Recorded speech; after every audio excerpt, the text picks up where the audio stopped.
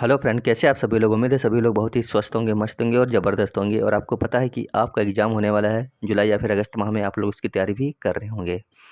अगर हम सीटेट की बात करें तो यहाँ पर एक आपका सब्जेक्ट सेकंड पेपर में है सामाजिक विज्ञान, जिसकी हम लोग तैयारी कर रहे हैं। यहाँ पर हम लोग 8 से 10 क्लासें भी कर चुके हैं, जो कि काफ़ी इंपॉर्टेंट क्लासें हैं। अगर आपने नहीं देखी तो ज़रूर देखिएगा।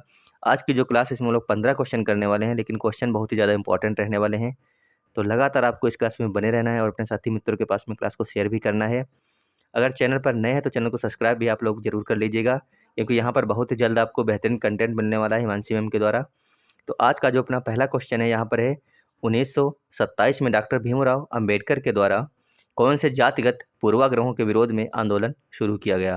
पहला ऑप्शन है सामूहिक या फिर सामाजिक भोज, जबकि दूसरा ऑप्शन है अंतर्जातीय विवाह, जबकि तीसरा ऑप्शन है विरोध प्रदर्शन है तो आगे बढ़ना, जबकि चौथा ऑप्शन है मंदिर प्रवेश। तो आपको बताना है इनमें से वह ऑप्शन कौन सा है जिसके विरोध में आंदोलन शुरू किया गया था डॉक्टर भीमराव अंबेडकर के द्वारा 1927 में। तो यहाँ पर ऑप्शन नंबर डी आपका बिल्कुल सही होगा, मंदिर प्रवेश हो जाएगा। क्या हो जाएगा? मंदिर प्रवेश। अगला क्वेश्चन है यहाँ पर, निम्नलिखित में से 19वीं शताब्दी के कौन से समाज सुधारक उनके संगठन से सही रूप से मेल खाते हैं। तो आपको बताना है कि इनमें से मिलान आपको करना है। पहला एक तरफ दिया है विवेकानंद, राजा राम मोहन राय, केशव चंद सेन। तो आपको मिलान करना है इनमें से कौन कौन सा हो जाएगा। फटाफट आप लोग मिलान कर लीजिए।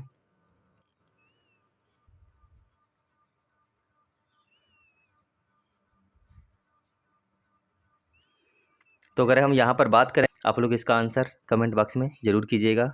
चलिए हम अगला क्वेश्चन देखते हैं। काफ़ी आसान क्वेश्चन था, उम्मीद है आप लोगों ने कर लिया होगा अब तक। अगला क्वेश्चन है, एक तमिल शब्द जो 3 राजवंशों चोला, चेरा और पांड्या के प्रमुखों के लिए प्रयोग होता था वह है दक्षिण पथ, महामंडलेश्वर, राजा राजदेवा या फिर मूवेनदार।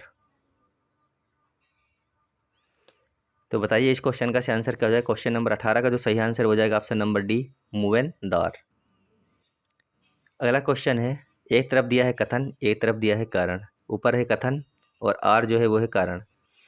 तो इसका जो कथन है वो है कि सभी देशों ने निश्चय किया कि याम्योत्तर की गिनती संदर्भ रेखा से शुरू की जाए, जबकि कारण इसका यही है कि सभी देशांतरीय याम्योत्तरों की लंबाई समान होती है। तो आपको बताना है कि दिए गए विकल्पों में से सही विकल्प कौन सा रहने वाला है।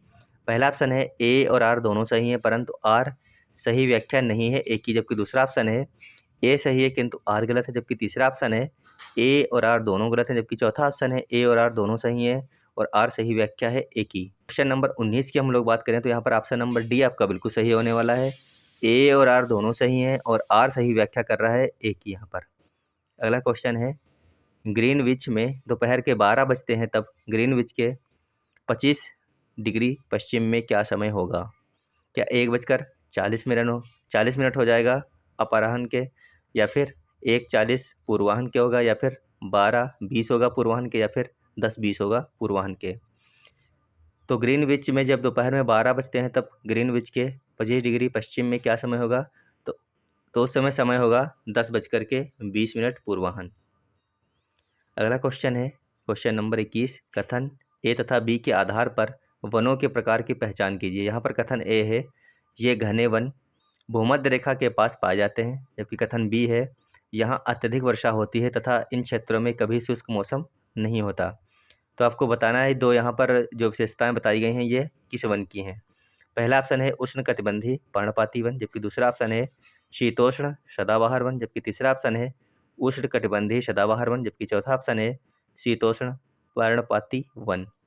तो बताइए इन चारों में से जो विशेषता ऊपर दो बताई गई हैं किस वन की विशेषता बताई गई हैं।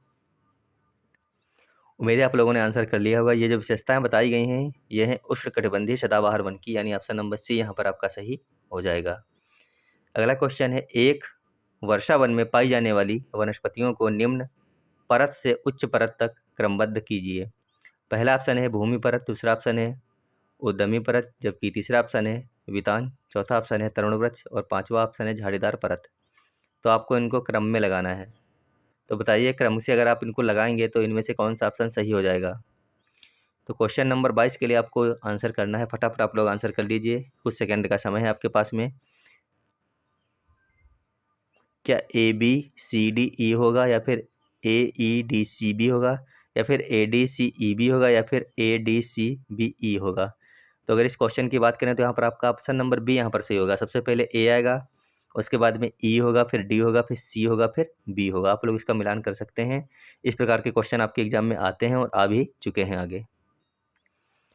अगला क्वेश्चन है, स्थायी पवनों के संबंध में कौन सा कथन सही है? अगर हम बात करें स्थायी पवन की, तो स्थायी पवन के संबंध में इन चार में से कौन सा कथन आपका सही हो जाएगा? पहला ऑप्शन है, ये किसी छोटे क्षेत्र में दिन में विशेष समय में चलती हैं, जबकि दूसरा ऑप्शन है, ये विभिन्न ऋतुओं में अपनी दिशा बदलती रहती हैं, जबकि तीसरा ऑप्शन है, ये वर्ष भर लगातार किसी निश्चित दिशा में चलती हैं, जबकि चौथा ऑप्शन है, मानसून पवनें स्थायी पवनों का एक उदाहरण है। तो आप लोग को यहाँ पर बताना है कौन सा ऑप्शन सही होगा क्वेश्चन नंबर 23 के लिए। तो यहाँ पर जो सही आंसर हो जाएगा वो हो जाएगा ऑप्शन नंबर सी, ये वर्ष भर लगातार किसी निश्चित दिशा में चलती रहती हैं। अगला क्वेश्चन है, जनसंख्या वितरण संबंधित निम्नलिखित वाक्यों में से सही विकल्प को चुनना है। यहाँ पे पहला ऑप्शन है, नदी घाटियों में स्वच्छ जल की उपलब्धता के कारण सघन जनसंख्या होती है, जबकि ऑप्शन नंबर बी है, लोग पर्वतीय क्षेत्र में रहने को वरीयता देते हैं, जबकि क्योंकि वे कृषि के लिए सर्वोत्तम स्थान है। ऑप्शन नंबर सी है, लोग समतल मैदान और सहज ढालों पर रहने को वरीयता देते हैं। ऑप्शन नंबर डी है, लोग कठिन जलवायु में रहने को वरीयता देते हैं। तो आपको यहाँ पर चुनना था सही विकल्प इन चारों में से। तो आप लोग बताइए इनमें से कौन सा सही हो जाएगा? क्या केवल ए और बी सही है, केवल बी और सी सही है, या फिर सी और डी सही, या फिर ए और सी सही है?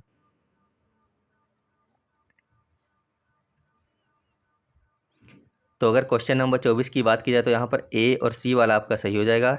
नदी घाटियों में स्वच्छ जल की उपलब्धता के कारण सघन जनसंख्या होती है, और जो आपका सी वाला है कि लोग समतल मैदानों में सहज ढालों पर रहने को वरीयता देते हैं। तो ए और सी आपका यहाँ पर सही है, अन्य जो आपके हैं बी और डी वो गलत हो जाएंगे। चलते हैं अगले क्वेश्चन पर। क्वेश्चन है, टैगोर के शिक्षा संबंधी विचारों के बारे में कौन से कथन सही हैं? तो यहाँ पर आपको रविन्द्रनाथ टैगोर के शिक्षा संबंधी विचारों के बारे में बताना है कि इनमें से कौन से कथन सही हो जाएंगे। यहाँ पर पहला कथन है कि प्राकृतिक वातावरण में सृजनात्मक अधिगम, जबकि बी है यहाँ पर कला, संगीत और नृत्य पर बल देना। ऑप्शन नंबर सी है, पाश्चात्य सभ्यता, विज्ञान एवं तकनीक की आलोचना।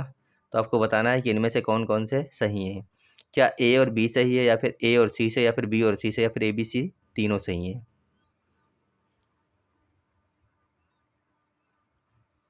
तो अगर क्वेश्चन नंबर 25 की बात करें तो यहाँ पर ऑप्शन नंबर ए आपका सही हो जाएगा। इसमें जो ऑप्शन नंबर ए और बी वाला कथन है वही दोनों सही हैं, जो आपका सी वाला है ये आपका गलत हो जाएगा। अगला क्वेश्चन है, कृषि के प्रकार पर निम्नलिखित वक्तव्यों पर विचार करें। तो पहला यहाँ पर है वक्तव्य, तकनीक के निम्न स्तरों का प्रयोग मिश्रित कृषि में होता है, जबकि बी वाला है, स्थानांतरित कृषि जीवन निर्वाह हेतु कृषि का पुरातन प्रकार है। सी है, स्थानांतरित कृषि को कर्तन व दहन कृषि के रूप में भी जाना जाता है। तो आपको बताना है कि यहाँ पर कौन कौन से विकल्प सही हैं। फटाफट आप लोग क्वेश्चन पढ़िए और आंसर कर दीजिए एक बार। पहला यहाँ पर आंसर है ए बी दोनों सही है। दूसरा ऑप्शन है बी और सी दोनों सही हैं, जबकि तीसरा ऑप्शन है ए और सी दोनों सही हैं। चौथा ऑप्शन है ए बी सी, यहाँ पर सभी सही हो जाएंगे। क्वेश्चन नंबर 26 के लिए अगर आप लोगों ने ऑप्शन नंबर बी किया था तो आपका बिल्कुल सही है क्वेश्चन हो जाएगा। यहाँ पर बी और सी सही है और ए वाला आपका क्या है, गलत है। अगला क्वेश्चन है, 1964 में या फिर किस देश ने विभिन्न प्रकार के सामाजिक भेदभाव की रोकथाम के लिए नागरिक अधिकार अधिनियम पारित किया? पहला ऑप्शन है भारत, दूसरा ऑप्शन है दक्षिण अफ्रीका, तीसरा ऑप्शन है संयुक्त राज्य अमेरिका, चौथा ऑप्शन है जर्मनी। तो आप लोगों को आंसर करना है 1964 में किस देश ने विभिन्न प्रकार के सामाजिक भेदभाव की रोकथाम के लिए नागरिक अधिकार अधिनियम पारित किया। तो ये क्वेश्चन अगर आपको आता है नहीं आता तो आप गलत करके आएंगे। यहाँ पे हो जाएगा संयुक्त राज्य अमेरिका।